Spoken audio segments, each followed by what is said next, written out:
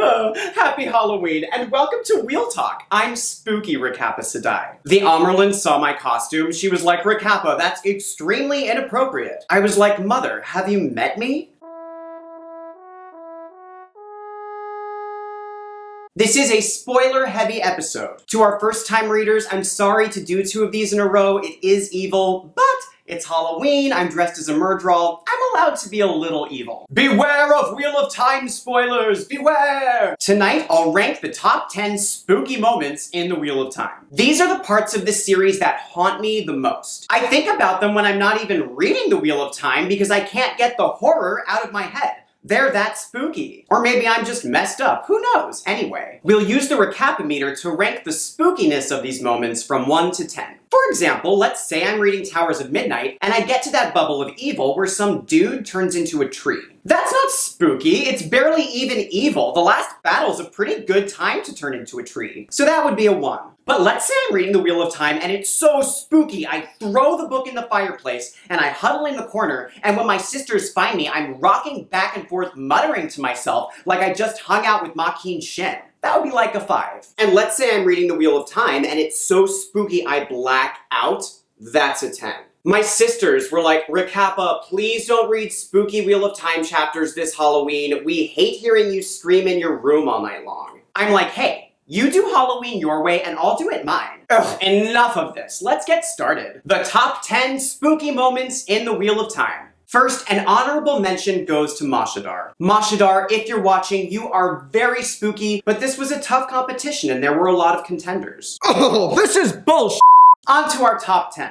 In 10th place, Henderstep. Ooh. Matt and friends stop at a sketchy village called Henderstep for supplies. The mayor says, whatever you do, you must leave town before nightfall. So of course, Matt stays and plays dice until after nightfall. The villagers go nuts, and suddenly Matt's in a zombie movie. Howls, screams, and yells rose from all across the village. Some were angry. Some were terrified, others were agonized. More and more men piled out of the tavern, each one grunting and yelling, each one trying his best to kill every person around him. Many just attacked their companions, hands ripping at skin, nails tearing gouges in faces. Already there were a half-dozen corpses or near corpses on the street. After Matt and friends survive the night, the mayor explains, yeah, so spooky story. Every night we all kill each other, and every morning we wake up not remembering it. Ooh, spooky, I love it. I am a bit startled when the Wheel of Time goes full zombie flick. I know the bubbles of evil are pretty random, but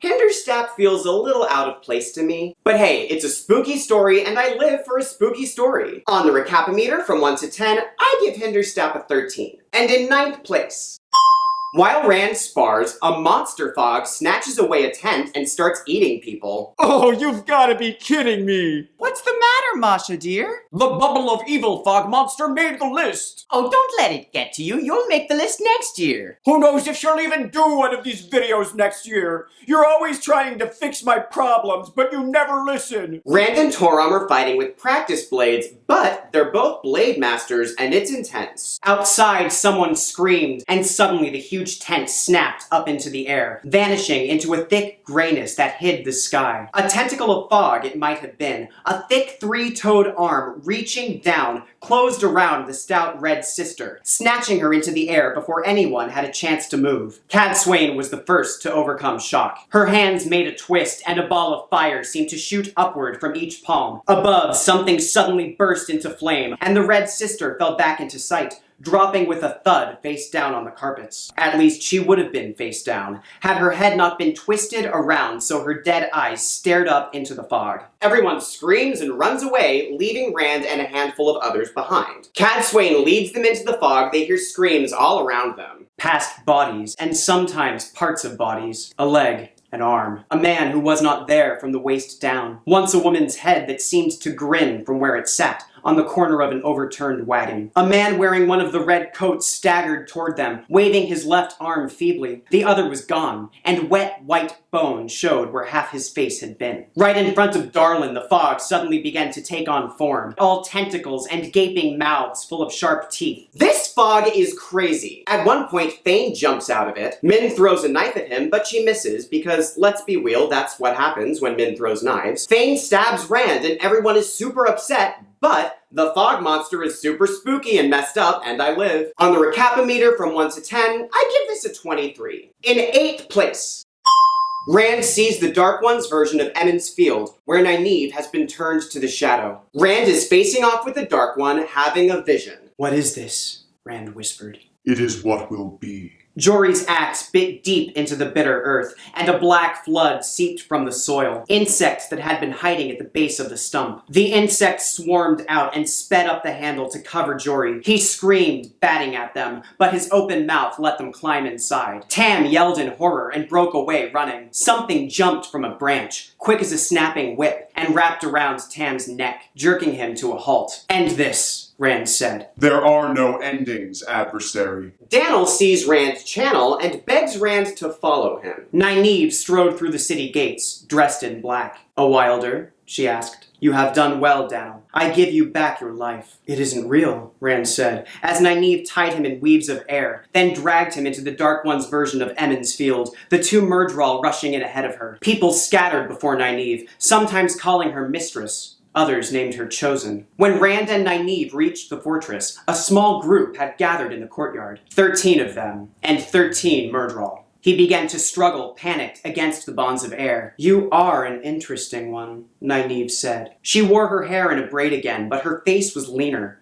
more harsh. And those eyes. The eyes were all wrong. Rand could see it. Nynaeve, Egwene, Loghain, and Cadsuane were now members of the Forsaken, turned to the Shadow against their will. Moiraine had been executed for being too weak. Elaine, Min, Avienta, they had been given over to torture, endlessly at Sheol Ghul. The world was a living nightmare. Ooh, I'm spooked. On the Recappa meter from 1 to 10, this is a 31. Coming in at number 7, Somarog collars Rand, and Rand channels the true power to escape. Rand has just been collared with the Domination Band. Min throws a knife at Somarog, which Somarog deflects. Surprise. Real talk. Some fans feel that Min's whole character is written in service of Rand, and her own story gets brushed over. I think that's valid, and I get why some fans dislike how Min is used here, but it's spooky, it's a moment that haunts me, and if we're doing a spooky spoiler special, this belongs on the list. Somarog chuckled. "There is nothing more that I can do, you say?" Rand seized saidin, not of his choice, but of hers. Rand found that he couldn't channel willfully any more than he could step without Somarog's permission. Now, if I can remember, the male way of doing this is so odd sometimes. Rand made the weaves, then pushed them toward Min. "No!" he screamed. "Ah, so you see. You weren't so difficult to break after all." The weaves touched Min, and she writhed in pain. Somarog must have released Min's gag, for she began to scream, weeping. "Stop this!" he bellowed. "Beg," Somarog said. "Please," he said, weeping. "Please, I beg you." Somarog's like, "Yeah, that's what I thought." The torture weaves stop, and Somarog says, "You serve the Great Lord now. We win." And Rand's like, "Yeah, they win." It's dark, but it gets darker. Rand turned and began to walk toward Min. He pressed his hand to her throat. "No," he whispered in horror as his hand, against his will, cut off her air. "This can't be happening. I've killed her. Ilyena! This can't be happening. I will not do this again." Something snapped inside of him, and Rand found himself filled with an alien power. A light casted away. "That is death we hold, death and betrayal. It is him." Somarog looked utterly shocked. "The true power. Why have you betrayed me, great lord? Why?" Oh God, I'm a forsaken. Rand channels the true power and balefires her ass. It's horrific for everyone involved, but it's pretty great for a spooky Halloween special. On the Recappa meter from 1 to 10, this is a 47. And in 6th place, Moghedien looks into the waters of Moradin's dream shard. Moradin summons the Forsaken into a dream shard, and Moghedien sees this. The water below was completely clear. Through it, she could see people very distinctly. They floated with their legs chained to something deep below, arms bound behind them. They swayed like kelp. There were thousands of them. Each of them looked up at the sky with wide, horrified eyes. They were locked in a perpetual state of drowning. Not dead, not allowed to die, but constantly gasping for air and finding only water. As she watched, something dark reached up from below and pulled one of them down into the depths. Blood rose like a blooming flower. It caused the others to struggle all the more urgently. Mogedion smiled. She's such a wicked witch! I love it! On the Recappa meter, this is a 55. Coming in at number 5.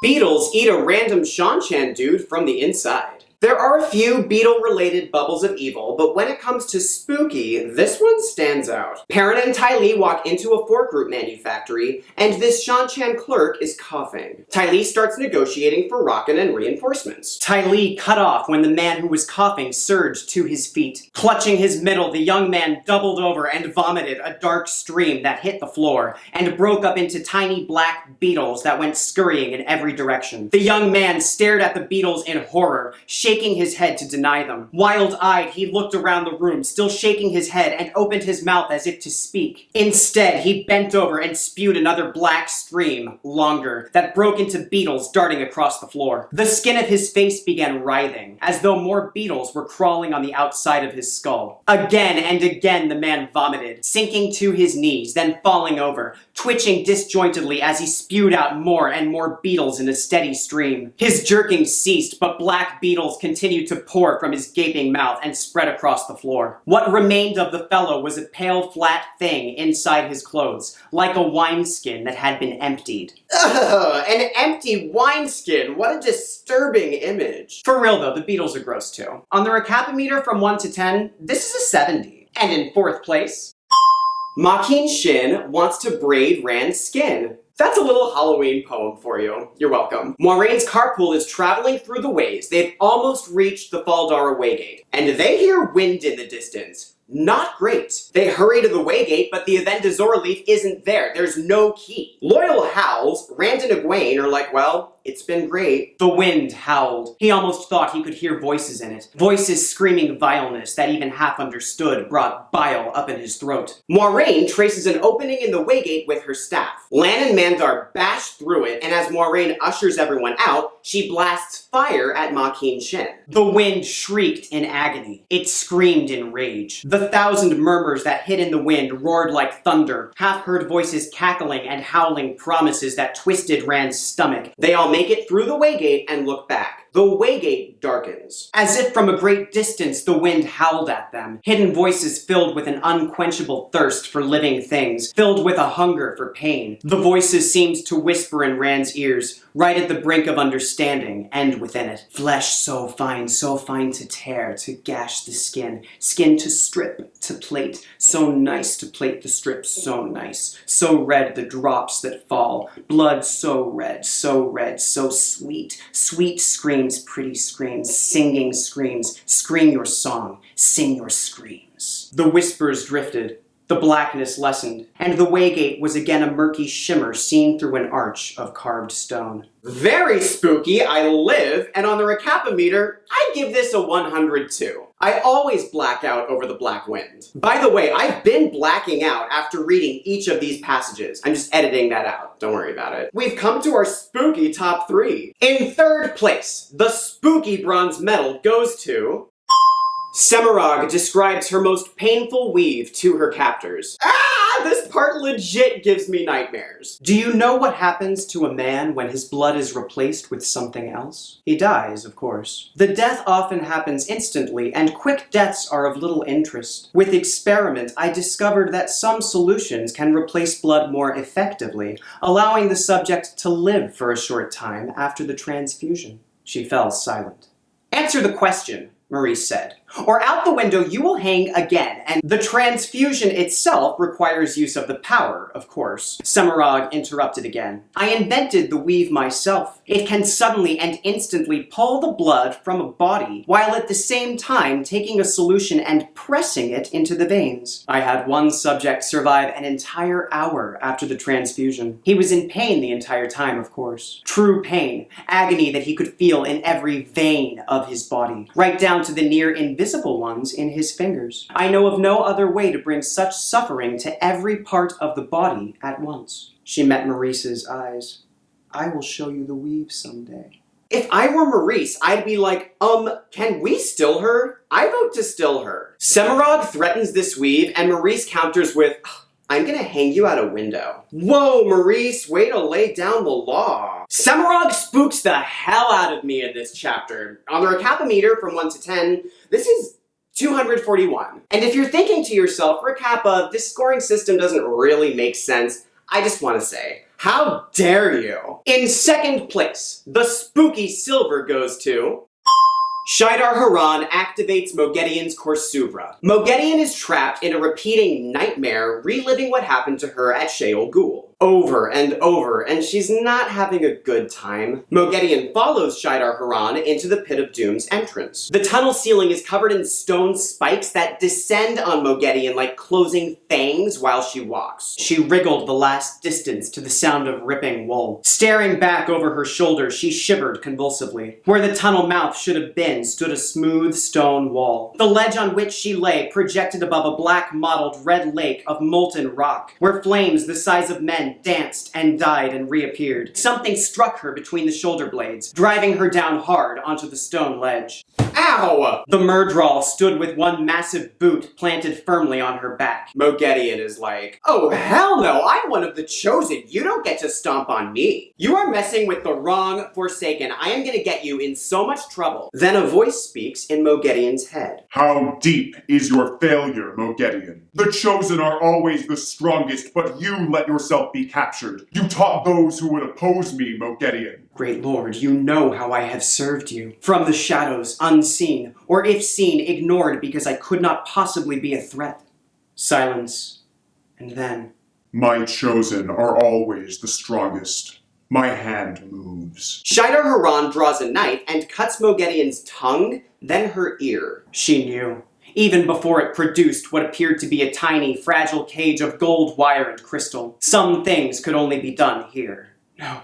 She breathed. Her eyes could not leave the Korsuvra. No, not me. Not me! Shaidar Haran scraped the fluids from the knife onto the Korsuvra. The crystal turned a milky pink the first setting. With a flick of its wrist, it tossed the mine trap out over the lake of molten stone for the second. The gold and crystal cage arched through the air and suddenly stopped, floating at the very spot where it seemed the boar was. Mercy, great lord! The Korsuvra hung in midair, turning slowly, glittering in the light of leaping fires below. I have served you with all my heart, great lord! You may serve me still. The sparkling mind trap suddenly glowed like the sun. She knew pain as if she had been immersed in the fiery lake. She howled, thrashing like a mad thing, thrashing in endless pain, endless, until after ages, after nothing remained but agony, and the memory of agony. The tiny mercy of darkness overwhelmed her. And then she's back at the beginning of the nightmare, and the whole thing starts again. Sucks for Mogedian, but great for our spooky special. On the Recappa meter from 1 to 10, this is a 504. And finally, the spookiest moment in the Wheel of Time, in my opinion, which for the purposes of this video is pretty much all that matters, let's be honest.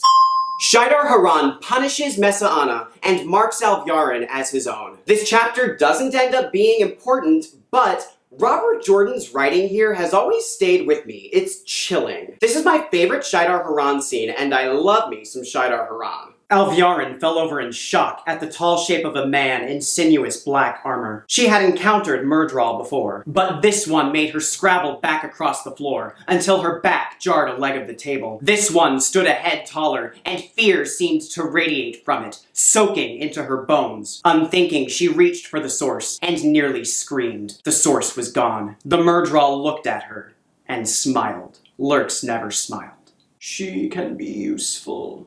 The Murdral rasped. I would not want the Black Aja destroyed. Who are you to challenge one of the chosen? Mesa Anna demanded. Do you think Hand of the Shadow is just a name? The Murdrol's voice no longer grated. Hollow, it seemed to boom down caverns from some unimaginable distance. The creature grew as it spoke, swelling in size till its head brushed the ceiling. Shaking visibly, the Chosen opened her mouth, perhaps to plead. But suddenly black fire flashed around her, and she screamed as her clothing fell away in dust. Bands of black flame bound her arms to her sides, wrapped tight around her legs, and a seething ball of black appeared in her mouth, forcing her jaws wide. She writhed there, standing naked and helpless, and the look in her rolling eyes made Alviarin want to soil herself. Do you want to know why one of the Chosen must be punished? The voice was a bone-grating rasp once more. Do you want to watch? No, great lord. She knew. It could not be, but she knew.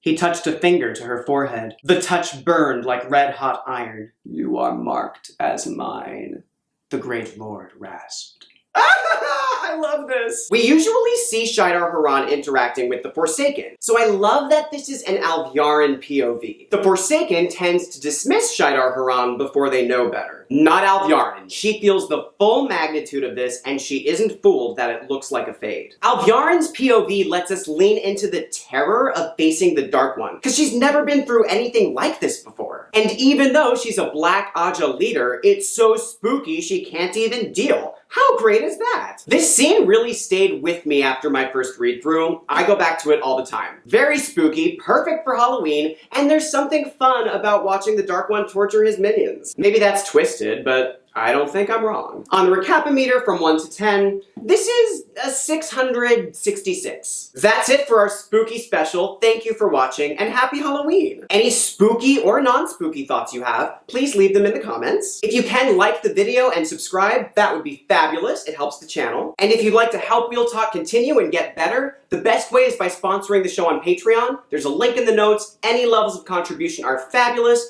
And to all of our patrons, a huge thank you for making this possible. We will be getting back to our Eye of the World recaps next episode with Chapter 23, Wolf Brother. I'm excited for that. Don't forget to vote. And until next time, walk in the light and keep it wheel. Oh, I've never been so insulted. I have an idea. How about we do tacos for dinner? How about you acknowledge my feelings for once in your damn life, Sharon?